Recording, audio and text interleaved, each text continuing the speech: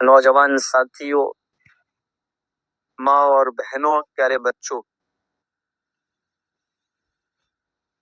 اللہ کے فضل و کرم سے آج کی یہ کانفرنس، اس کے باوجود کہ موسم سرد ہو چکا، کافی ٹھنڈک موسم میں آ چکی ہے، اس کے باوجود ذمہ داروں کی اور نعزت کی ہمت اور حوصلے کو ہم سلام کرتے ہیں کہ انہوں نے آج کا یہ پروگرام منعقد کیا اور مرد و خواتین کی ایک اچھی خاصی تعداد اللہ کے فضل و کرم سے یہاں جمع بھی۔ اس سے پہلے آپ نے مختلف علماء کرام کے خطابات سماعت فرمائے۔ مجھے جس عنوان پر گفتگو کرنے کا حکم ملا، جس ٹاپک پر، جس وشے پر بات کرنے کا مجھے حکم ملا ہے، وہ موضوع اس لیے بہت اہم موضوع ہے کہ اس موضوع پر دوسرے لوگ تو غلط فہمی کے شکار ہیں ہی، جو اسلام سے ناواقف لوگ ہیں، جو اسلام سے دور لوگ ہیں، اس موضوع سے وہ بھی ناواقف ہیں، اور بہت سارے مسلمان بھی یا تو اس موضوع سے ناواقف ہیں یا واقف ہیں، مگر پریکٹیکلی، عملی طور پر وہ اس موضوع کے حقوق ادا نہیں کرتے، اس ٹاپک کے تقاضوں پر وہ عمل نہیں کرتے۔ ٹاپک ہے اسلام میں عورتوں کے حقوق۔ علامہ اقبال کا ایک شعر ہے کہ وجود زن سے ہے تصویر کائنات میں رنگ، اسی کے سوچ سے ہے زندگی کا ساز دو۔ یعنی عورت کے بغیر دنیا ادھوری ہے، دنیا کا کلر، دنیا کا رنگ، دنیا کی زینت عورت کے بغیر نہیں ہو سکتا۔ اس دنیا سے اگر عورت کو نکال دیا جائے تو دنیا بلیک اینڈ وائٹ ہو جائے گی۔ دنیا کا اٹریکشن، دنیا کی زینت، دنیا کی بیوٹی، دنیا کی خوبصورتی اس عورت سے۔ اور اسی بات کو اور بہتر انداز میں اللہ کے پیارے نبی جناب محمد رسول اللہ صلی اللہ علیہ وسلم نے فرمایا، الدنیا کلها متاع وخیر متاع الدنیا المرأة الصالحہ۔ دنیا کی تمام چیزیں متاع ہے، دولت ہے، قیمتی ہے، اور دنیا کی سب سے قیمتی دولت نیک عورت ہے، المرأة الصالحہ، صالحہ عورت ہے، نیک عورت ہے۔ تو عورت اس کائنات کا جزو لا ينفق ہے، ایک ضروری حصہ ہے۔ اس دنیا کا، اس کائنات کا تصور نہیں کیا جا سکتا عورت پہ۔ اللہ نے آدم علیہ السلام کو پیدا کیا، دنیا کی ساری نعمتیں ان کو حاصل تھی، مگر ان کے بنانے والے کو معلوم تھا، اللہ کو معلوم تھا کہ آدم حوا کے بغیر ادھورے ہیں۔ اس لیے اللہ نے آدم کو پیدا کرنے کے بعد حوا کو بنایا، اور جب تک حوا نہیں آ گئی تب تک نسل انسانی کا سلسلہ آگے نہیں بڑھا۔ اسی لیے عربی میں ایک کہاوت ہے، ایک جملہ بولا جاتا ہے، المرأة نصف الامہ، عورت سماج کا آدھا حصہ ہے۔ کسی بھی سماج کا، کسی بھی سوسائٹی کا ہاف حصہ، آدھا حصہ عورت ہے، اور باقی آدھے حصے کو جنم دینے والی بھی عورت ہے۔ اسی لیے آپ دیکھیں کہ اللہ کے پیارے نبی جناب محمد رسول اللہ صلی اللہ علیہ وسلم اپنے ہر خطبے میں سورہ نساء کی پہلی آیت ضرور پڑھتے تھے، اور سورہ نساء کی پہلی آیت میں اللہ تعالیٰ نے اپنے بندوں کو یہی احسان یاد دلایا ہے، یا ایھا الناس اتقوا ربکم الذی خلقکم من نفس واحدہ، اے لوگو اپنے پروردگار سے ڈرو جس نے ایک جان آدم سے تم کو پیدا کیا، وخلق منہا زوجہا، اور آدم سے ان کی بیوی حوا تو بنایا، وبث منہما رجالا کثیرا ونساء، اور آدم اور حوا سے اللہ تعالیٰ نے نسل انسانی کے سلسلے کو آگے بڑھایا ہے۔ عورت کو اسلام نے کیا دیا ہے، یہ بہت بڑا سوال ہے۔ ایک بہت بڑا طبقہ یہ ہے، ایسا ہے جو یہ مانتا ہے کہ اسلام نے عورت کو کچھ نہیں دیا، اسلام نے عورت کو قید کر دیا، اسلام نے عورت پر ریسٹرکشنز لگا دیے، پابندیاں لگا دی، عورت یہ نہیں کر سکتی، عورت یہ نہیں کر سکتی، عورت یہ نہیں کر سکتی۔ عورت کیا ہے بھائی؟ کیا عورت صرف ایک اپیوگ کی وستو ہے؟ عورت ایک بچہ پیدا کرنے کی مشین ہے؟ یہ جو جملے میں بول رہا ہوں وہ بولے جاتے ہیں اور اسلام کا نام لگا کے بولے جاتے ہیں، اس اسلام میں تو عورت بچہ پیدا کرنے کی مشین۔ اور کچھ ہماری نادانیوں نے اور ہماری غلطیوں نے بھی سماج کو اس بارے میں مس گائیڈ کیا ہے۔ ہمارے سماج میں طلاق کا جو غلط طریقہ رائج ہوا، مرد غصے میں آیا، بیوی کو طلاق طلاق طلاق بول دیا، وہ جس مسلک کو ماننے والا تھا اس مسلک کے مولوی نے فتویٰ دے دیا، بھائی تم نے طلاق طلاق طلاق بول دیا، بیوی حرام ہو گئی۔ بیوی کی کوئی خطا نہیں تھی، یا اگر کوئی خطا تھی بھی تو کیا اتنی بڑی خطا تھی کہ طلاق دے دیا جاتا؟ طلاق ہو گیا صاحب، اب شوہر کو شرمندگی ہو رہی ہے صاحب، میں چھوٹے چھوٹے بچے ہیں، بیوی کو دوبارہ رکھنا چاہتا ہوں، مولوی کے پاس گیا، مولوی نے کہا حلالہ کرنا پڑے گا۔ اب یہ حلالہ ساری دنیا کو یہ بتایا گیا کہ سارے ان کیا حلالہ کا کانسیپٹ ہے، اور حلالہ کا کانسیپٹ کیا ہے کہ پری پلانڈ ایک شادی ہوتی ہے، اپنی بیوی کو اپنے لیے حلال کرنے کے لیے آدمی اپنی بیوی کو کسی غیر مرد کو ایک رات کے لیے سونپ دیتا ہے، اس پروسیس کا نام حلالہ ہے۔ کیا آپ کی کامن سینس، آپ کا دماغ یہ کہتا ہے، یہ مانتا ہے، یہ ایکسپٹ کرتا ہے کہ اسلام جیسا دین حلالہ جیسی بغیرتی کا حکم دے سکتا ہے، یا اسلام جیسے دین نے حلالہ جیسی بغیرتی کے لیے کوئی جگہ ہو سکتی ہے؟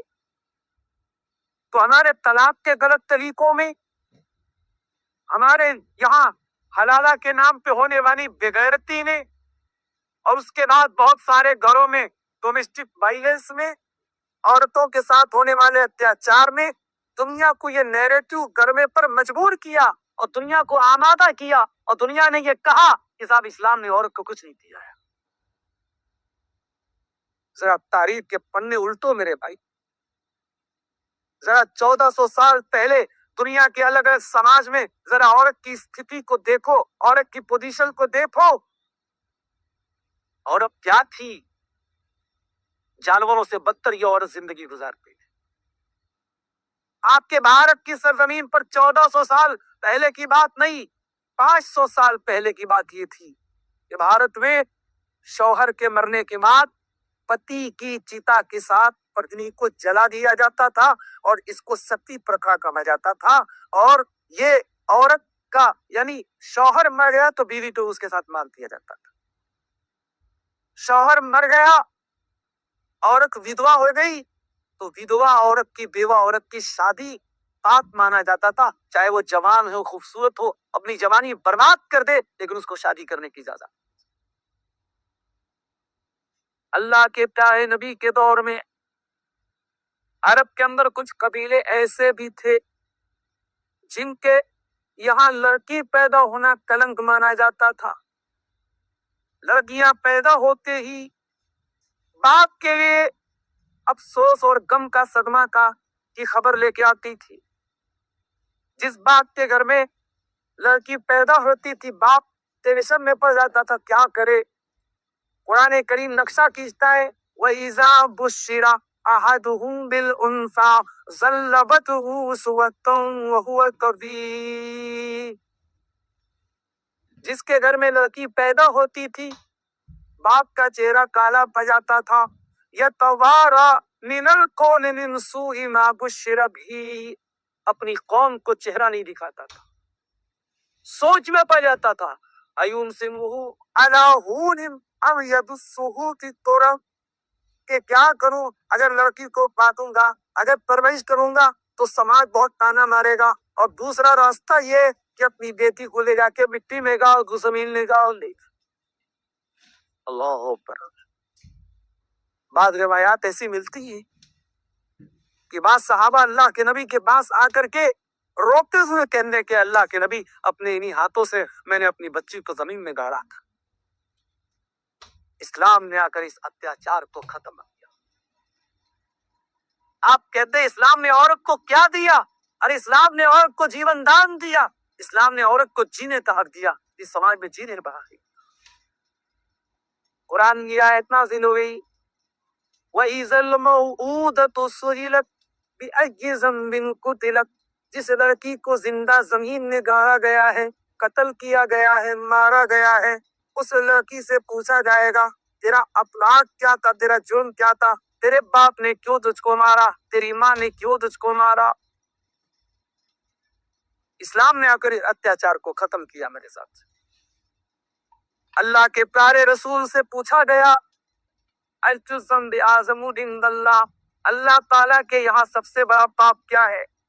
آپ نے فرمایا أَن تَجْعَلَ لِلَّهِ نِدًّا وَهُوَ خَلَقَكَ. سب سے بڑا پاپ یہ ہے کہ تم اللہ کے برابر کسی کو قرار دے دو جبکہ تم کو پیدا کرنے والا اللہ ہے. پوچھا گیا اللہ کے نبی اس کے بعد سب سے بڑا گناہ کیا ہے؟ آپ نے فرمایا أَن تَقْتُلَ وَلَدَكَ خَشْيَةَ أَن يَطْعَمَ مَعَكَ. اپنی اولاد کو قتل کر دو اس ڈر سے بھی وہ تمہارے ساتھ کھائے گی. پوچھا گیا اس کے بعد کون سا گناہ سب سے بڑا ہے؟ آپ نے فرمایا ان تزانی حلیل اجاری. اپنے پڑوسی کی بیوی کے ساتھ تم زنا کرو, یہ تیسرا سب سے بڑا پاپ ہے. تو اولاد کا قتل, بیٹی کا قتل, یہ اللہ کے نبی نے دوسرا سب سے بڑا پاپ قرار دیا, دوسرا سب سے بڑا گناہ قرار دیا. اسلام نے عورت کو کیا دیا؟ عورت بنیادی طور پر عورت کے 3 روپ ہوتے ہیں. عورت ماں ہوتی ہے, عورت بیٹی ہوتی ہے, عورت بیوی ہوتی ہے, اور چوتھا ایک روپ ہوتا ہے عورت بہن ہوتی ہے. عورت اپنے ہر روپ میں اسلام میں قابل احترام ہے, سمانت ہے, رسپیکٹڈ ہے. اگر عورت بیوی ہے اس کا کیا درجہ ہے؟ قرآن کا دوسرا پارہ بولتا ہے ہن لباس لکم وانتم لباس لہن.